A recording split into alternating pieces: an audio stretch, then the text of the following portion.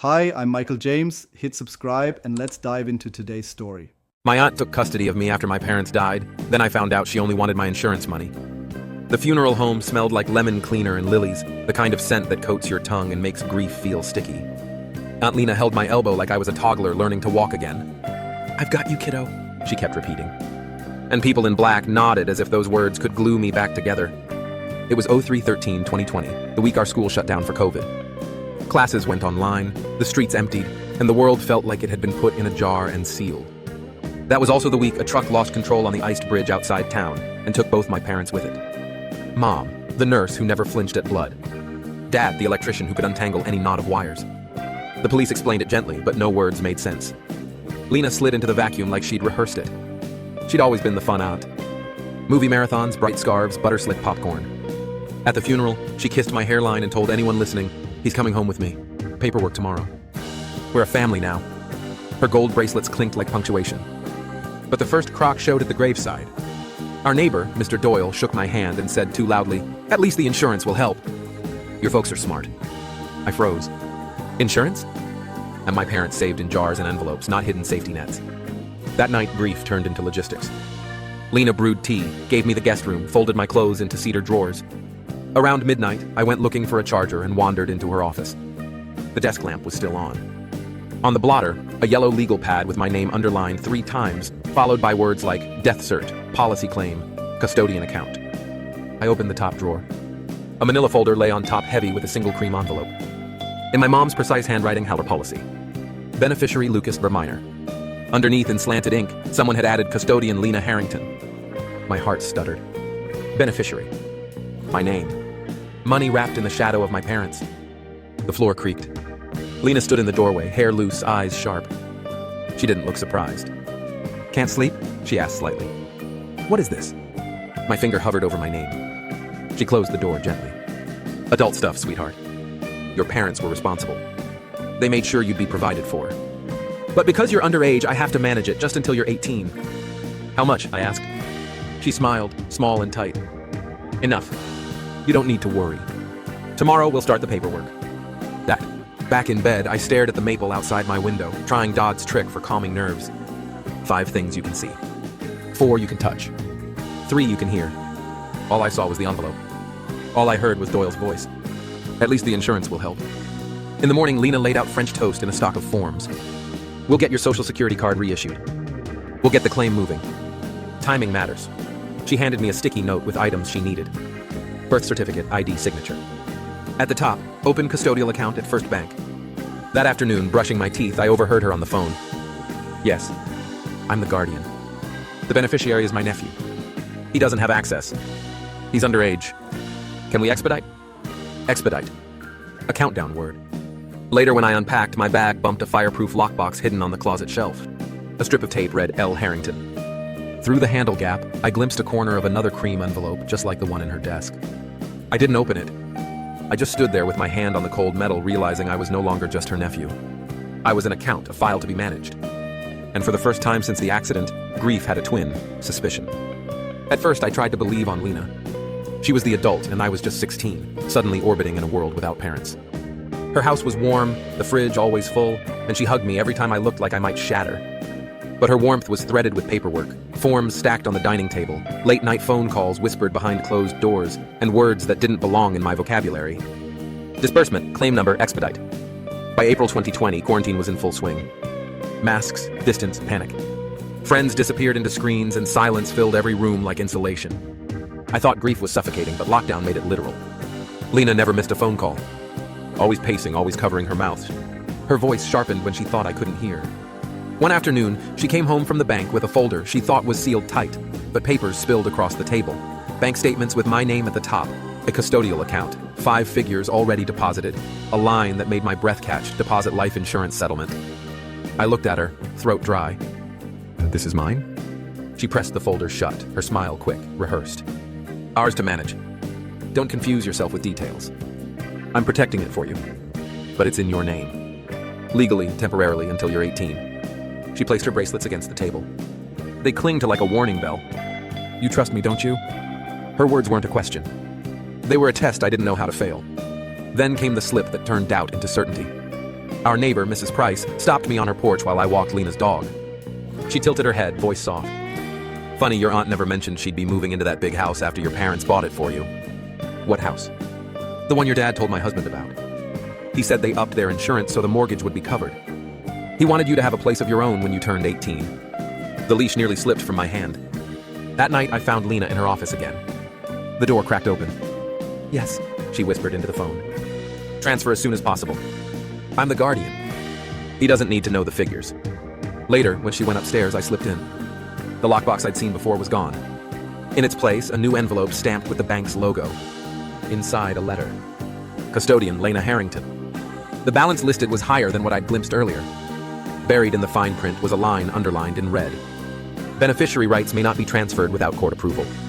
Nah, my parents had made sure I was protected, but Lena wasn't just protecting me. She was maneuvering, pushing, pulling strings. When I confronted her, she didn't blink. Lucas, she said softly, but her tone carried iron. Your parents trusted me to protect you. Do you think a 16-year-old should walk around with that kind of money? People would take advantage. You wouldn't last a month. Her logic had edges, but so did the way her eyes glittered. For the first time, I saw her not as the aunt who once mobbed me popcorn, but as someone holding keys she had no right to. The proof came days later. I caught her in a laundry room, crouched over an envelope so thick with cash it barely folded. She flipped through bills, lips moving silently before sliding them into her purse. That was when I knew she wasn't just my guardian. She was my thief. By May 2020, the days blurred. Remote school, endless silence. Aunt Lena's voice, a constant thread of phone calls and official business. She told me not to worry, but I couldn't stop replaying Mrs. Price's words about the house my parents had meant for me. The idea festered until I couldn't sleep. One night I crept into her office again. The lockbox was back, tucked beneath files. This time I didn't hesitate. I picked it up, heavier than it looked, and carried it to my room. The cheap lock gave way with a hairpin. Inside were more cream envelopes. Some bore the bank seal.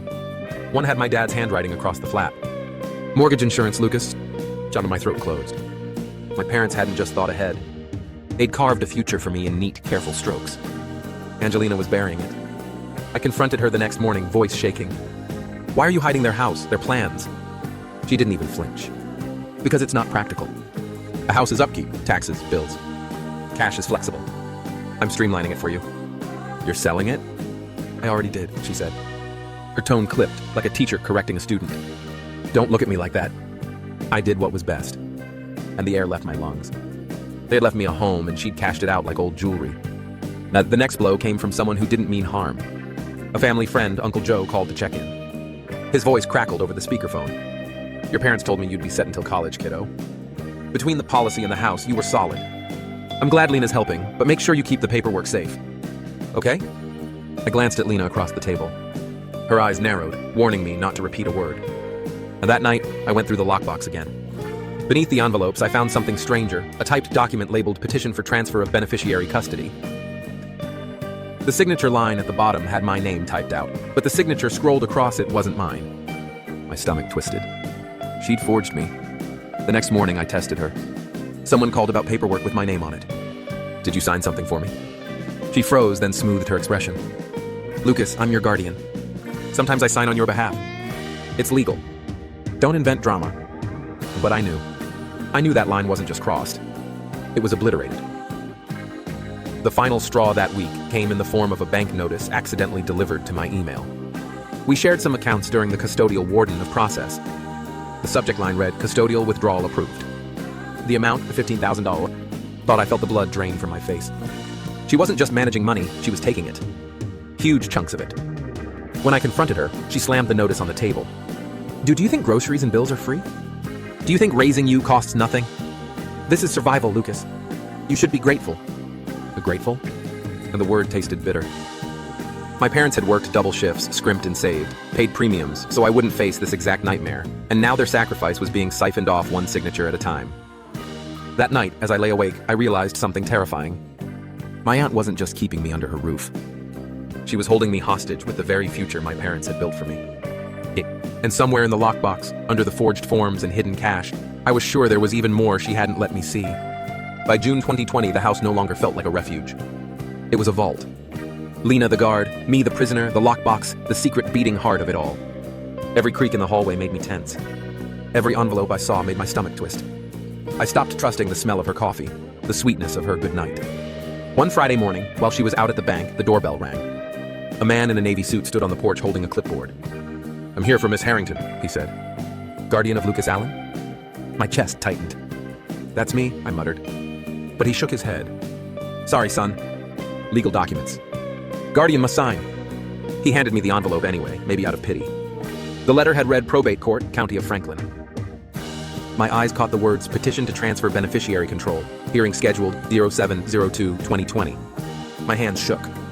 She wasn't just draining accounts. She was moving to make herself the permanent beneficiary. When Lena came home, I held the envelope out. "What is this?"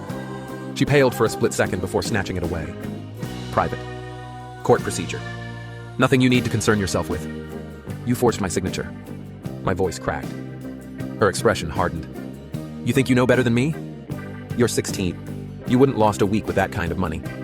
I'm protecting you. You're protecting yourself." That night, I called Uncle Joe. Whispering into the phone, I told him everything. The lockbox, the forged forms, the withdrawals. He cursed under his breath. "Lucas, listen to me. Keep every paper you can find. Don't let her destroy the evidence. If she files that petition, the court needs to see the truth." The next morning, fate handed me what I needed. Lena left her office door wide open while taking a call outside. On her desk laid a lockbox, key dangling in the lock. Inside were not just envelopes of cash, but a notarized document stamped with the court's seal.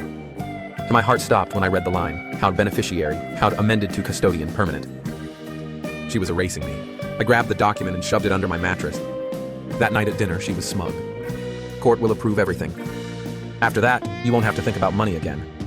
I couldn't help it because I won't have any. Her fork clattered onto the plate. "Watch your mouth." I leaned in. I saw the petition. "I know you forged my name.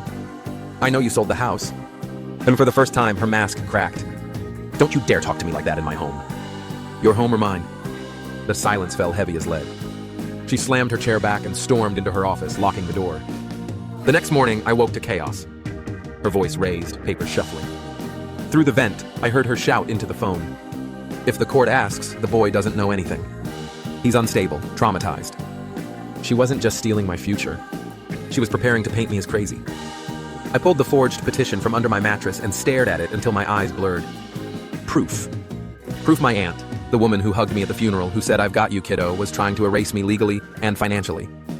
And then came the real twist of the knife. Buried in the pile of papers I grabbed was a letter I hadn't noticed before. Dating 3 weeks before the accident, addressed to my parents from their insurance agent. It confirmed the increase in their policy and listed the secondary contact on the file. Not Lena. My godmother, a woman named Karen, I hadn't spoken to in years, which meant Lena had intercepted something, changed something, maybe even more than I'd realized. The thought burned hotter than grief. Maybe my parents' careful planning hadn't just been hijacked after their deaths. Maybe it had been hijacked before. Digi 07/20/2020. The courthouse was nearly empty because of pandemic restrictions. Masks muffling voices, hand sanitizer on every table. Lena held my elbow just like she had at the funeral, but this time her grip felt like a vice. "Remember," she whispered through her mask, "you don't have to say anything. I'll handle it." The judge called our case. Papers shuffled. Lena launched into her rehearsed speech, painting herself as the saintly guardian. "I've taken him in, provided a stable home, ensured his education continues. I only want to protect his financial assets until he is of age." It was polished, convincing, almost beautiful, until the judge asked if I had anything to add. My hands trembled as I stood. "Yes, Your Honor." I pulled the forged petition from my folder and slid it across. "That's my name, but that's not my signature." The judge frowned, adjusting his glasses. "You're saying this document is fraudulent?" "Yes. And she sold my parents' house. She's been withdrawing money for herself." I found envelopes of cash hidden in her office. Lena's face flushed crimson above her mask. "He's lying. He's confused. Traumatized. You can't take a child's word for legal matters." But then, I placed the second piece of evidence on the table. The letter from the insurance agent naming Karen, not Lena, as the secondary contact. This was addressed to my parents before the accident. She intercepted it. The courtroom went still. The judge raised an eyebrow. "Miss Harrington, how do you explain this discrepancy?" And her voice cracked for the first time.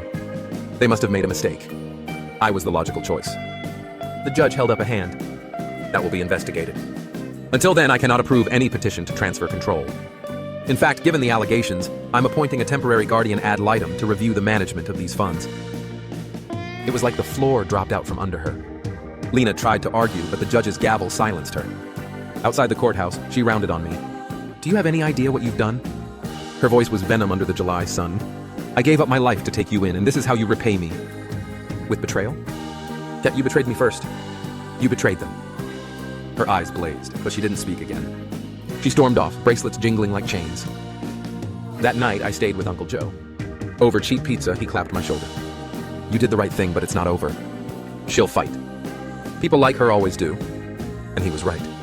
Over the next weeks, Lena called, texted, even showed up at Uncle Joe's doorstep. Sometimes she wept. Sometimes she raged. Sometimes she promised she had only ever wanted the best for me. But each time, I remembered the forged signature, the envelopes of cash, the way she hissed unstable into the phone when she thought I wasn't listening. Oh, one evening, Mrs. Price stopped me as I carried groceries inside. She said, "I'm glad you spoke up." Then, almost as an afterthought, she added, "Your aunt told us you'd been acting out. Said grief made you unpredictable." Unstable. Unpredictable. That she had been planting seeds long before the courtroom. The realization chilled me. Lena hadn't just been trying to take the money. She had been building a case to erase my credibility, my voice, my very right to defend myself. But for the first time since the funeral, I wasn't alone. I had allies, proof, and most importantly, my parents' voices in my head. Don't let anyone take what we built for you. The fight wasn't over, but I was ready for it. The weeks after the hearing stretched like rubber bands. Investigators combed through Lena's records. Bank statements, forged forms, property sales, it all unraveled piece by piece. Every discovery was another nail in the coffin of the story she had tried to build around me. The final blow landed in August 2020, when the Guardian ad litem presented findings to the court. Significant withdrawals unaccounted for, property sold without disclosure, evidence of forged documents. Lena sat stiff in her chair, mask dangling uselessly from one ear, bracelet silent for once. The judge's voice was steady. Custodianship is hereby revoked. Control of the minor's assets will transfer to the named secondary contact, Karen Whitfield. Karen, my godmother, was suddenly back in my life. Her voice trembling as she promised the court she would honor my parents' wishes. She wasn't perfect, but she looked me in the eyes when she spoke. She didn't hide documents in drawers or whisper on the phone about how unstable I was. When it was over, Lena stormed past me in the courthouse hallway. "You'll regret this," she hissed. "You think the world is kind? You think money won't ruin you? You'll see." I didn't answer. For the first time, her words had no power. Living with Karen was different. She didn't hover like a guard, but she didn't disappear either. She showed me the account balances, the policies, the legal protections. "Your parents worked hard for this," she said. "It's not a gift. It's a responsibility." And for the first time, I felt like the money was mine, not as cash in an envelope, but as a future my parents had blood for. But the scars Lena left didn't fade quickly. Friends would mention their aunts or uncles, and I'd flinch. Every time I saw a cream-colored envelope, my chest tightened. Trust had become a fragile thing. One night, I opened the old lockbox. I had kept it empty now and ran my fingers over the cold metal. I thought about the day at the funeral when Lena had held my elbow and said, "I've got you, kiddo." Maybe she believed it in her own way. Maybe she thought she deserved payment for taking me in. But love that needs a paycheck isn't love. In September, when schools reopened in hybrid form, my history teacher asked us to journal about the pandemic. I wrote about March 2020 when the world shut down and my parents' car never came home. I wrote about hidden envelopes, forged signatures, and how grief taught me suspicion. And I wrote about the moment I realized survival isn't just about food and shelter. It's about protecting the truth, even when no one else will. Sometimes I still hear her voice in my head, soft and syrupy. "You trust me, don't you?" But then I remember the courtroom, the judge reading the findings, Karen's trembling voice promising to honor my parents' wishes. That memory drowns hers out. The lesson is sharp but simple. Blood doesn't always mean loyalty. Family can be both the hand that lifts you up and the one that tries to strip you bare. And if my parents could see me now, I think they'd understand that even though their money nearly destroyed me, their planning and my refusal to stay silent saved me. I am not just a beneficiary. I am their son. Another story ends, but there are always more. Subscribe and stay tuned.